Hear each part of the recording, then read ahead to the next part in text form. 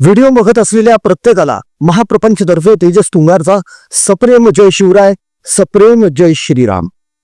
आपली खूप दिवसांनी भेट होती मित्रांनो. खरं तर एक खूप गंभीर ऍक्सिडेंट झाला होता माझा. पाठीच्या 3 रिब्स तुटल्या होत्या, जिभेला कट पडला होता आणि आणखी काही आजार होते. डोळ्यांना इन्फेक्शन झालेलं होतं, पोटाचा आजार खूप जास्त वाढलेला होता. त्यामुळे मी सव्वा महिना बेड रेस्टवरच होतो. डॉक्टरांनी अजूनही सांगितलेलं आहे की अजूनही मला बेड रेस्टची गरज आहे, कारण बोलायला अजूनही त्रास होतो. पण यापेक्षा जास्त विश्रांती आहे ना, आता मला सुद्धा शक्य नाहीये. म्हणून आज खास तुम्हाला भेटायला आलो. अनेकांना हा प्रश्न पडला होता मध्यंतरी की प्रपंच परिवारवाले कुठे गायब झाले. तर आम्ही गायब कुठेच नव्हतो, आम्ही इथेच होतो. बॅकग्राऊंड मध्ये ऑनफिल्ड आपलं काम चालूच होतं. मध्यंतरी 3 वेळा आपण गव्हर्नमेंट कॅन्सर हॉस्पिटलमध्ये भेट सुद्धा दिलेली आहे. तिथलं आपलं काम चालूच आहे आणि तिथली एक अत्यंत महत्वाची माहिती आपल्या हाताला लागलेली आहे, जी आजच्या या व्हिडिओमध्ये आम्ही तुमच्यासोबत शेअर करणार आहोत. तत्पूर्वी पुन्हा एकदा माफ करा मित्रांनो, दिलगिरी व्यक्त करतो. खूप गंभीर आजारातून बाहेर पडलेलो आहे, ऍक्सिडेंट मधून बाहेर पडलेलो आहे. अजून सुद्धा बोलायला खूप त्रास होतोय, पण जसं जसं जमेल तसं तसं मी विश्लेषण करत राहील, बोलत जाईन. कुठे जर काही अडथळा आला, बोलण्यामध्ये जर काही अडखळल्यासारखं तुम्हाला वाटलं तर प्लीज समजून घ्या. येत्या काही दिवसामध्ये हा आजार सुद्धा ठीक होऊन जाईल. आजचा विषय अत्यंत गंभीर आहे मित्रांनो, आणि नेहमीप्रमाणेच चांगल्या कामाची सुरुवात करायची असेल तर आपण काळ्या बाहुलीपासूनच करत असतो. म्हणून आपण आज पुन्हा एकदा त्या काळ्या बाहुलीवरच बोलणार आहोत. म्हणजेच काय तर दिवसातून 5 वेळा वाजणारा भोंगा. मध्यंतरी संजय राऊत आणि राज ठाकरे यांची एक भेट झाली. त्या भेटीच्या दरम्यान यांच्यामध्ये बरीच चर्चा झाली. आज सुद्धा संजय राऊत शिवतीर्थावर आहेत, राज ठाकरे आणि त्यांच्यामध्ये चर्चा सुरू आहे. ही चर्चा आहे जागा वाटपाची. अनेक बातम्या झळकत आहेत की जागा वाटपाचा तिढा सुटलाय. 9 जागेंवर यांचं बीएमसी मध्ये जे भांडण चालू होतं ठाकरे बंधूंमधलं, तो तिढा सुटलेला आहे. लवकरच ठाकरे बंधूंच्या युतीची घोषणा होणार आहे. याच निमित्ताने कदाचित भोंगा राऊत राजसाहेबांना भेटायला शिवतीर्थावर आज गेले असावेत. मुळात ही सगळी ठाकरे बंधूंची धडपड कशासाठी सुरू आहे? तर ही धडपड सुरू आहे 50,000 कोटींपेक्षाही जास्त वार्षिक बजेट असलेली मुंबई महानगरपालिका पुन्हा ताब्यात ठेवण्यासाठी. गेली 25-30 वर्ष मुंबई महानगरपालिकेवर ठाकरेंचंच अधिराज्य. आता या 25-30 वर्षांमध्ये यांनी त्या मुंबई महानगरपालिकेचा कसा बोजवारा वाजवला, सर्वसामान्यांच्या मुंबईकरांच्या टॅक्सचा पैसा कसा खाल्लाय, हे सर्व श्रुत आहे. आता अनेक जण म्हणतील की अहो याला पुरावा काय की यांनी पैसे खाल्ले. मग एवढी टोले जंग 6 मजली मातोश्री 2 कुठून उभी राहिली? लंडनला मातोश्री 3 कशी उभी राहिली? आणि आता काय राज ठाकरे उद्धव ठाकरेंची साथ देत मातोश्री 4 बांधण्यासाठी मदत करणार आहेत की काय, असाही एक प्रश्न मनामध्ये आला, जो तुमच्या समोर आम्ही सविस्तरपणे मांडला. तुम्हाला काय वाटतंय मित्रांनो? जर ठाकरे बंधूंच्या हातामध्ये पुन्हा एकदा बीएमसीची सत्ता गेली तर मातोश्री 4 उभी करण्यासाठी यांना किती कालावधी लागेल? वर्ष 1.5 वर्ष खूप झालं, कारण असेही यांचे राजकीय लागेबांधे बरेच आहेत आणि कामं करून घ्यायची असतील तर वारेमाप पैसा सुद्धा यांच्याकडे तितकासा आहेच. बीएमसीची ही जी निवडणूक होणार आहे ही चुरशीची होणार आहे एवढं मात्र नक्की. यामध्ये आणखी एक घडामोड घडलेली आहे, ती म्हणजे राज ठाकरे उद्धव ठाकरे यांच्यासोबत आता शरद पवार सुद्धा आलेले आहे. होय, ही कालची बातमी आहे की शरद पवार हे राज ठाकरे आणि उद्धव ठाकरे यांच्यासोबत बीएमसीची निवडणूक लढवणार आहेत. मात्र काँग्रेस स्वबळावर लढणार आहे. आता रोज पत्रकार परिषद सुरू आहे आणि ह्या पत्रकार परिषदांमधून संजय राऊत नवीन नवीन खुलासे करत चाललेले आहेत. मात्र हे खुलासे करत असताना आपण कसे बावळट सारखे बोलत आहोत आणि आपल्या ह्या बावळट सारख्या बोलण्यानेच बीएमसीची निवडणूक आपण हरणार आहोत, पराभूत होणार आहोत, याची कदाचित यांना कुसटशी कल्पना देखील नाहीये. एका पत्रकार परिषदेमध्ये राऊतांनी इतका मोठा गौप्यस्फोट करून टाकलेला आहे की हा व्हिडिओ जर व्हायरल झाला मुंबईमध्ये तर यांच्या हातातून बीएमसी गेलीच म्हणून समजा. नेमका हा काय गौप्यस्फोट आहे, काय बोललेत संजय राऊत, हे आम्ही तुम्हाला लवकरच दाखवणार आहोत, त्यांची क्लिपच दाखवणार आहोत.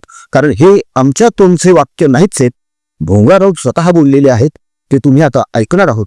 ती क्लिप बघण्या अगोदर एक छोटीशी विनंती आहे मित्रांनो, आपल्या परिवारातर्फे आपण गव्हर्नमेंट कॅन्सर हॉस्पिटल संभाजीनगर येथे अन्नदान आणि रुग्णांसाठीची गरजेच्या वस्तू वगैरे सगळं देत असतो. मात्र एक गोष्ट आमच्या अशी निदर्शनास आली की तिथे अनेक रुग्णांवर मोफत उपचार होतात. पण ते कोणते रुग्ण आहे, जे रुग्ण त्या निकषांमध्ये बसतात. पण जे रुग्ण निकषांमध्ये बसत नाहीत त्यांच्यावर मोफत उपचार होत नाहीत. आता हे जे निकषांमध्ये बसत नाहीयेत रुग्ण, ते गरीब आहे, त्यांची मदत होणं खूप गरजेचं आहे मित्रांनो. कॅन्सर सारखा दुर्धर आजार ज्यामध्ये तुम्हाला औषध पाण्याचा सह मानसिक आधार देणं सुद्धा अत्यंत गरजेचं असतं. औषध खूप महागडी आहे, उपचार देखील खूप महागडा आहे, ज्यासाठी आपला परिवार मनापासून धडपड करतो आणि ही धडपड आपली अखंड चालूच आहे. जवळपास आता वर्ष होत आलंय मित्रांनो, आपण त्या गव्हर्नमेंट कॅन्सर हॉस्पिटलच्या रुग्णांसाठी आणि त्याच्या नातेवाईकांसाठी झगडतोय.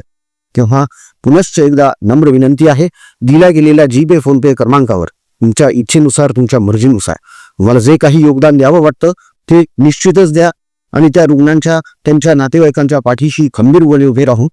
आपणही समाजाचा एक भाग आहोत आणि आम्ही तुमचेच आहोत, तुम्ही आमचे बंधू आहात हे त्यांना दाखवून देऊया, त्यांना दिलासा देऊया. आता बघूया की भोंगा राऊत यांनी नेमका काय गौप्यस्फोट. आणि BMC is not a family business. BMC हा फॅमिली बिझनेसच आहे. बीएमसी हा फॅमिली बिझनेसच आहे. मराठीमध्ये बोलत असताना अनेकदा एखादा व्यक्ती अतिशयोक्ती करून जातो, काहीतरी अवास्तव मागणी करून जातो आणि मग समोरचा माणूस सरळ सरळ असं बोलतो की तिच्या बापाची पेंड आहे का. असे अनेक वाक्प्रचार उक्त्या आपण नेहमी आपल्या बोलीभाषेमध्ये वापरतच असतो. मात्र याच्या पलीकडे जाऊन भोंगा राऊत असं म्हणत आहेत की मुंबई महानगरपालिका हा ठाकरे परिवाराचा फॅमिली बिझनेस आहे.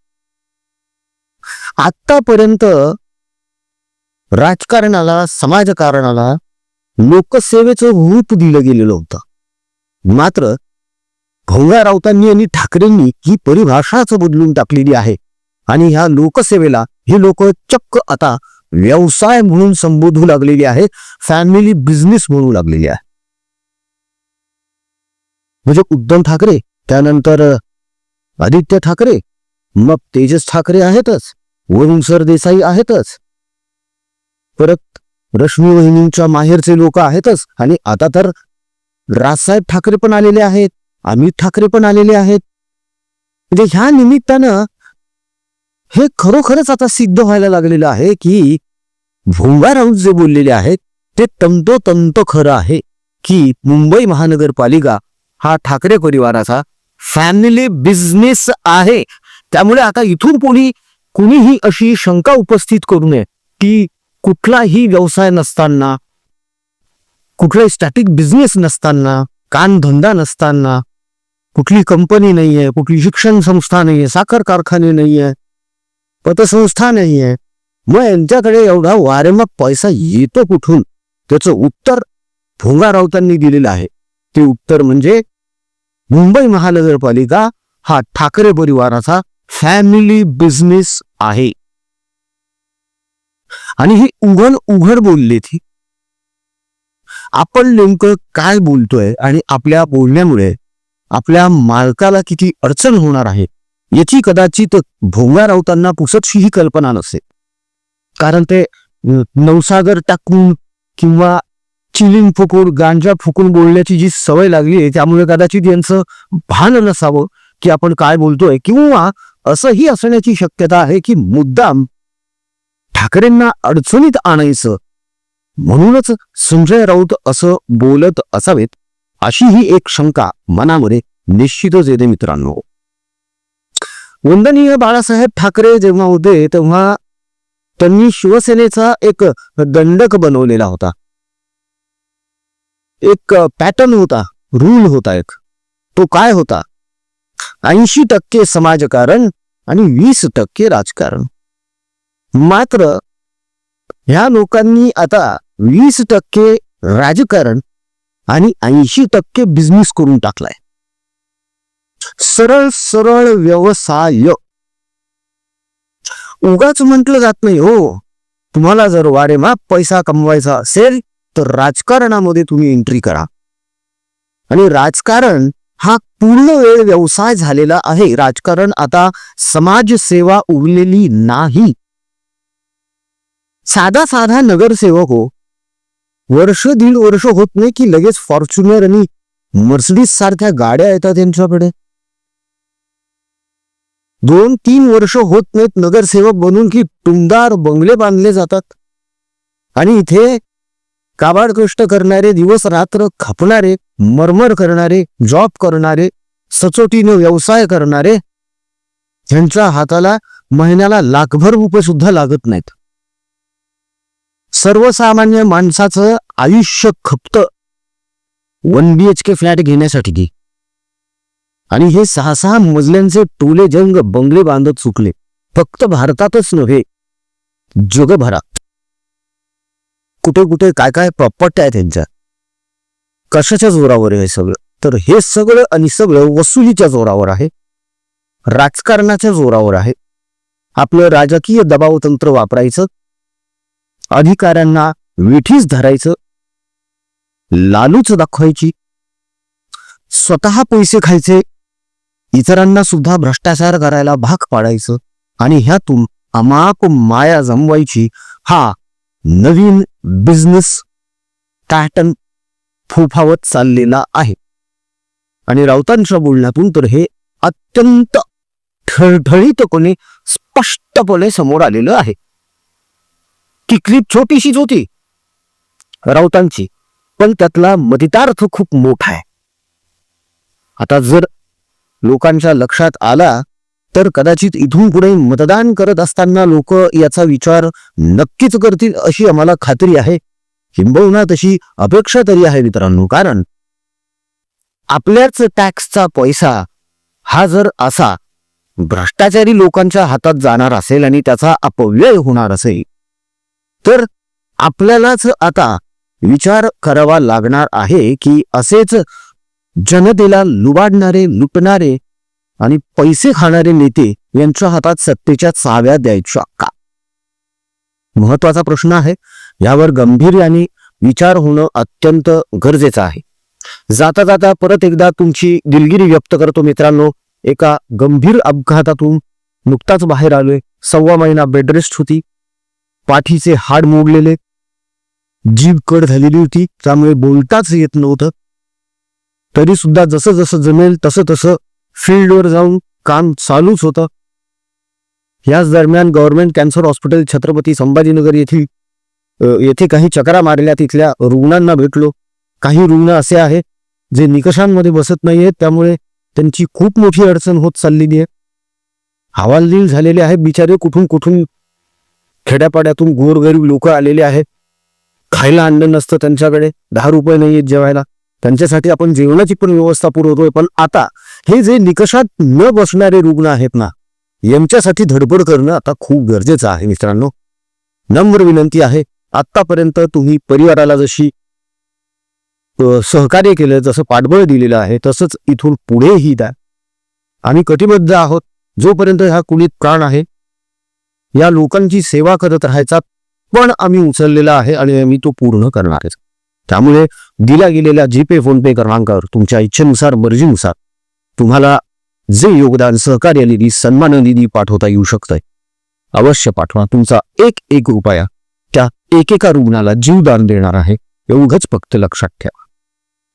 आजचा व्हिडिओ कसा वाटला कमेंटमधून कळवायला अजिबात विसरू नका. आमचा कमेंट बॉक्स तुमच्या प्रतिक्रियांसाठी आतुरतेने वाट बघत असतो, तेव्हा पटापट कमेंट्स करायला सुरुवात करा. राजकीय बातम्या, राजकीय घडामोडी, राजकीय अपडेट्स रंगतदार पद्धतीने जाणून घेण्यासाठी बघत रहा महाप्रपंच. पुन्हा भेटूया पुढच्या व्हिडिओमध्ये. जय हिंद, जय महाराष्ट्र, वंदे मातरम, जय शिवराय, जय शंभूराजे, जय भवानी, जय जगदंब, भारत माता की जय. जय श्रीराम. रघुपति राघव राजा राम पतित पावन सीताराम. रघुपति राघव राजा राम पतित पावन सीताराम. रघुपति राघव राजा राम पतित पावन सीताराम. सुंदर विग्रह मेघश्याम गंगा तुलसी शालिग्राम. सुंदर विग्रह मेघश्याम गंगा तुलसी शालिग्राम. रघुपति राघव राजा राम पतित पावन सीताराम. रघुपति राघव राजा राम पतित पावन